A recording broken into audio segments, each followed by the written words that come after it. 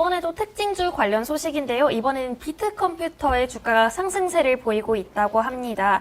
이 지난 10일 김부겸 국무총리가 경제인 간담회에서 비대면 진료에 관한 규제 챌린지를 추진한다라는 소식에 주가가 강세를 보인 것으로 나타나는데요. 네. 그래서 비트컴퓨터 주가 상승세에 대해서 대표님과 함께 얘기해보고 싶은데 지금 한번 짚어주시죠. 자, 비트컴퓨터 같은 경우는 이제 사실 그 시총이 큰 기업은 아니에요. 네. 시총이 한 1,800억 정도? 네.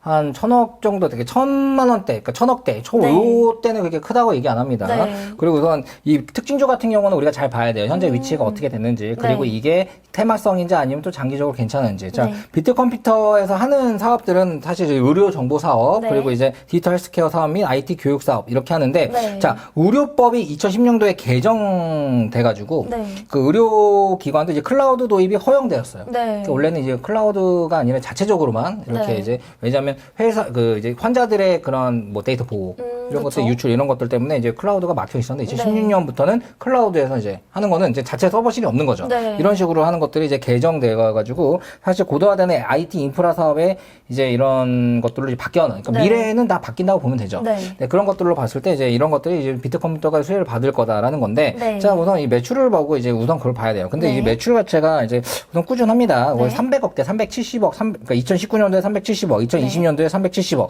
그냥 똑같죠. 네. 2020년도도 좀 계산해 보니까 300억대, 300억대 뭐 비슷할 것 같아요. 300억대. 네, 그리고 그 영업이익은 조금씩 줄고 있어요. 그러니까 영업이익이 한 2019년도에 60억 정도, 그리고 네. 2020년도에 50억 정도, 2021년도 예상치도 조금 50억 조금 50억 정도, 이 정도 네. 되는 것 같습니다. 근데 네. 시가총액이 50억 정도의 영업이익에 시가총액 1,800억이면 멀티플이 한 38배 정도 네. 나오는 거죠. 네. 38배 정도인 상황에서 지금 현재 좀 주가가 좀 쭉 올랐죠. 쭉 네. 올라가지고 지금 얼마부터 얼마까지 올랐냐면은 네. 좀 이런 것들은 좀 여러분들이 잘 모르니까 네. 우선은 9,000원에서부터 쭉 올랐는데 이게 많이 그렇게 오른 것도 아니고 적게 오른 것도 아니고 11,000원에 네, 11,000원이죠. 네, 11,000원 라인 1,850원에 끝났는데 네. 자, 이거 괜찮냐?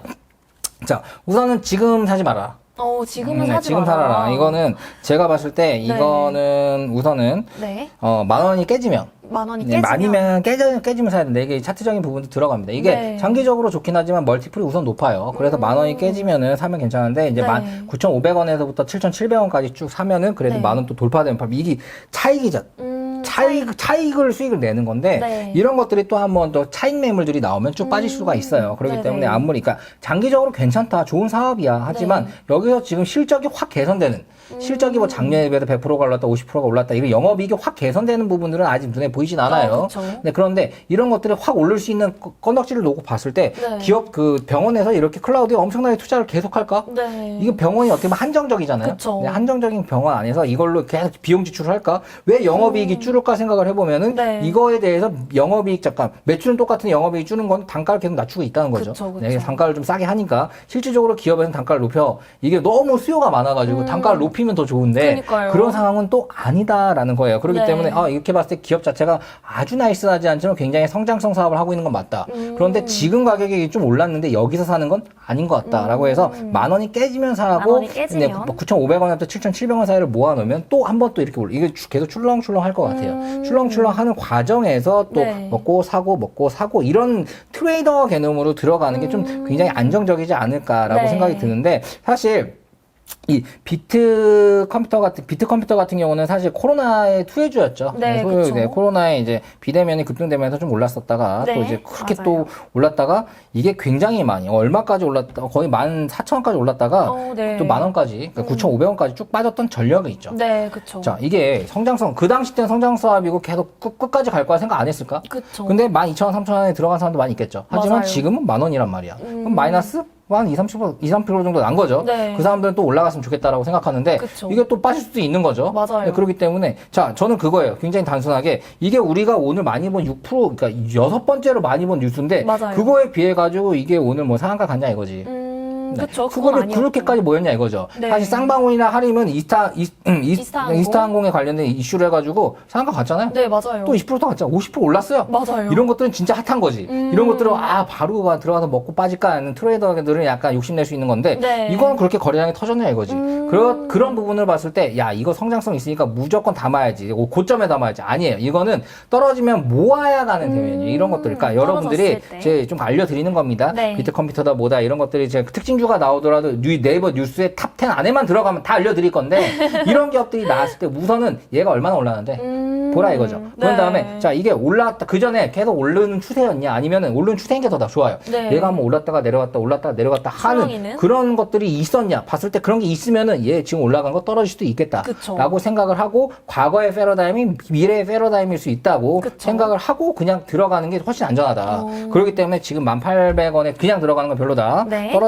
떨어지면 사는 게 좋을 것 같고요. 네. 떨어지는 것도 너무 많이 떨어진 게 아니라 한 9,500원에서부터 한 7,700원 요 정도 라인에는 좀 하면 마음 편하게 네. 좀 쭉 가면 또 10,000원 넘어가면 팔고 결국적으로 쭉 가면은 이제 그 전에 직전 고점인 14,000원 라인, 15,000원 라인 이 정도를 한번 찍을 수 있을 것 같다고 물어볼 수 있어요. 그쵸. 전고점은 갈 수 있지 않을까요? 자, 갈 수 있을 것 같긴 해요. 하지만 이게 바로 가는 게 아니라 한번 빠졌다 갈 것 같다는 게 저의 빠졌다가. 개인 생각입니다. 왜냐하면 네. 이게 위에 개인들이 이거 외국인들이 그렇게 좋아하는 종목은 아니기 때문에 개인들이 굉장히 많이 물려있기 때문에 올라갔을 때 이 매물을 소화하면서 올라가야 돼요. 네. 물렸던 사람들은 거의 본전에 던질 겁니다. 그러니까요. 그런 것들을 다 먹으면서 올라가야 되는데 그걸 먹으면서 올라가려면 강력한 수급이 나와야 되거든요.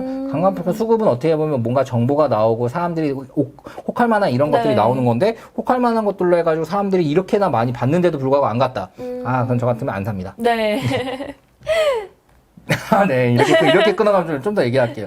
자, 우선은 지금 현재, 이제 뭐 사실 이런 부분을 이제 해외 글로벌하게 또 이제 인도에서도 네. 인도네시아 정부는 낙후한 의료 인프라 도서 지역의 의료기기나 접근성 부족 등 문제를 해결하기 위해 원격 의료 서비스를 도입했다. 네. 이런 것들이 어떻게 보면 세계적으로 고령화 사회가 가기 때문에 해외적으로도 굉장히 또 매출을 낼 수 있지 맞아요. 않을까라고 할 수 있지만 이거에 대해서 뭔가 딱 부러지는 이런 것들이 없어요. 네, 뭐 있어야지. 뭐 그러니까요. 기술 수출을 맺혔다, 뭐 했다, 얼마를 지금 계약을 했다. 네. 이런 것들이 눈에 띄는 거 없습니다. 맞아요. 그렇기 때문에 확실한 소식이 없죠. 확실한 게 없어요. 네. 그렇기 때문에 확실하지 않은 거에 굳이 내 돈을 담글 필요가 없다라고 네. 생각을 저는 좀 약간 냉철하게 드리고 싶고요. 네. 종목은 많습니다. 사실 이제 비트컴퓨터와 같은 일을 하는 곳들도 많이 있어요. 그걸 설명하면 이것만 가지고 1시간 얘기할 거기 때문에 자, 요거는 네. 지금 바로 들어가지 마시고 네. 9,000원대 라인으로 떨어지면 그때부터 좀 담으시고 10,000원대가 넘어가면 파는 이런 트레이더 개념으로 좀 보셔라라고 말씀드리고 싶네요.